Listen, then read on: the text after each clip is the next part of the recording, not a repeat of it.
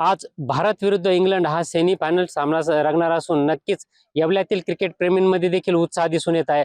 आपल्यासोबत काही क्रिकेट प्रेमी आहे. काय सांगाल की आज भारत विरुद्ध इंग्लंड सेमी फायनल सामना आहे, काय वाटतं?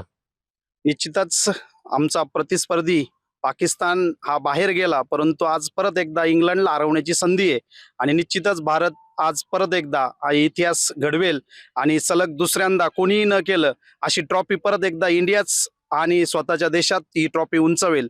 हे निश्चितच एक भारतीय फॅन्स म्हणून मला वाटतं. नक्कीच वानखेडे स्टेडियमवर हा सामना होतोय. काय वाटतं कोणता फलंदाज कशा रीत्या तिथं आपली कामगिरी दाखवेल? माझ्या मते वानखेडेवरती थोडंसं बॅटिंग पिच असल्यामुळे निश्चितच 220 ते 30 धावा भारत उभारेल आणि यामध्ये अभिषेक शर्मा, सूर्यकुमार आणि हार्दिक हे 3 फलंदाज निश्चितच हाय स्कोर करतील.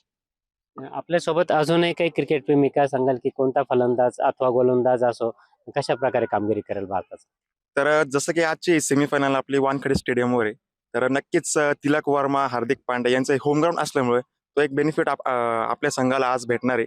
आणि नक्कीच आज आपला जो की फॅक्टर असणार आहे बॉलिंगमध्ये, तो वरुण चक्रवर्ती आज आपल्याला कामी येणार आहे. तर नक्कीच ह्या वेळेस आपण हिस्ट्री परत रिपीट करू आणि आपला कप डिफीट करू अशी अपेक्षा आहे टीम इंडियाकडून. धन्यवाद.